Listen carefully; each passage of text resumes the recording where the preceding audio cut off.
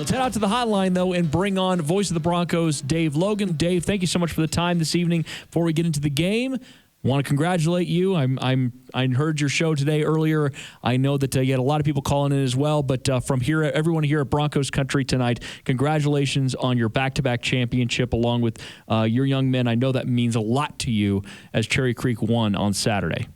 Thanks, Ryan. Appreciate that. Credit to the kids. Great bunch. Special group that I was really very, very proud of. So appreciate that. Thank you. Absolutely. Okay, so we were talking about the game plan for this game with the Broncos and the Chiefs, and I'd love to kind of just get your sense of what you sort of expected coming into this game, knowing at this point they had already had the 10-game losing streak. They were trying to snap that, obviously. What you thought they were going to be able to do, being a little bit shorthanded. Walk me through a little bit of what you saw out there and what you appreciated about what the Broncos at least attempted to do. Well, I mean, given the two rosters and the Chiefs' ability on offense, I thought Denver did a really good job just keeping everything in front of him. I mean, Kelsey's such a matchup nightmare inside that everybody has problems with him. I mean, I really think that he's the guy that makes that offense go. I know Tyreek Hill has got just such a unique skill set and the fastest player, maybe the fastest player that I've ever seen in the NFL. But Kelsey's the guy that creates all sorts of mismatches. You can't really cover him with a safety because of the size. He's too fast for linebackers. He's too big for corners. So, but I thought overall, I thought the Broncos, I thought they given kind of who they are this year, I thought the game plan was actually pretty sound. Yeah, I did too. I thought it was a masterful game plan. And, I think they took elements of what the Raiders did with that bend, don't break component and really kind of figured out that, hey, if we can turn touchdowns into field goals, all of a sudden we've got a shot in this game. You're not going to completely shut Kansas City out, but maybe if you can trade sevens for threes, the math starts to work in our favor.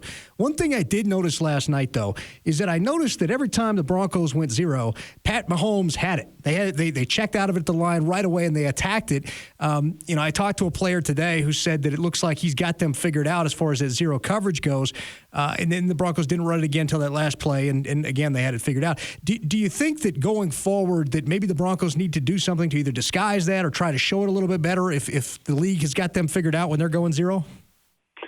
Well, the play that I remember, one of the easiest ways for an offense to identify is to line up with four receivers and then empty the backfield, right? And the play that they had Kelsey isolated on, and I think it was Kelsey on Josie Jewell, they did just that. They sent the back out in motion. And so, every defense at that point has to pretty much declare what they're going to be in, right? Because you have five receivers in the pattern. And so it's pretty easy to identify kind of what the coverage is. But again, I thought the Broncos been defensively played pretty well. So, the formula was right for them to get a win. They just again, an area that has been problematic for them this year and the last few years, they just didn't have enough offense to score points. You're just not going to beat anybody, and especially Kansas City with what they have, scoring 16 points in a game. We've seen some of these hot take artists out there, these guys on the radio, us blowhards every once in a while. These guys out there trying to call for the firing of Vic Fangio and all this other stuff. Have we seen enough now to know that we should run this back? Well, I've never been in that camp. I feel pretty certain. I haven't talked to anybody with the Broncos, right? Nobody's told me this, but I think Denver would have to completely fall apart in the last four games and look like they had no clue what they're doing and look like they really had no interest in playing for that to even be considered.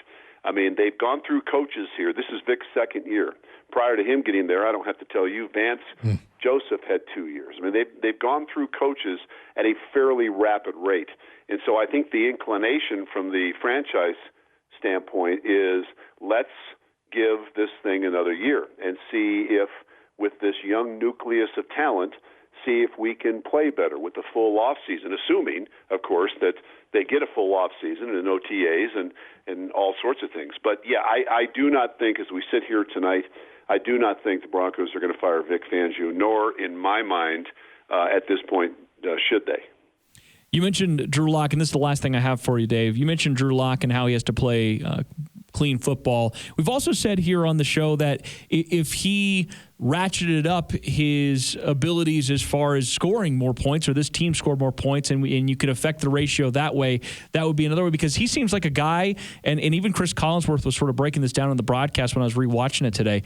He sort of seems like a guy that it's really hard to turn that part of him off, that wants to be aggressive, that wants to be pushing the ball down the field. It's one of the reasons why, at least for Chris, he points to his low completion percentage. So is there a certain amount of, well, I don't want to accept any turnovers. I understand that. But at the same time, if his ratio's in a little bit better situation, maybe you accept a certain amount of them. Does that hold water at all for you? Yeah, a little bit. I think that, and we've talked about this before, I think Drew is a guy that playing in Missouri, there were many times playing the SEC that Missouri was outmanned. And so Drew, I think, was put in situations where he could take risks because what do you got to lose? We see some of these guys, Patrick Mahomes and Aaron Rodgers, and some of these guys, Russell Wilson from time to time, throwing off schedule and, making just unbelievable plays. But those, are atypical. Those plays for young quarterbacks, in particular, trying to establish themselves, that's not how you do it. To me, you've got the low completion percentage is a byproduct of your footwork. By and large, on a regular basis, you got to get your feet set, and your feet really make up the single biggest quality in terms, or most important quality in terms of your completion percentage. And I think Drew can improve in that area, and I see no reason at his age and his ability. He's a talented thrower that he can't do that. Love that. Dave, thank you so much. And again, congratulations. Really appreciate the time tonight. Thanks, guys. Appreciate you.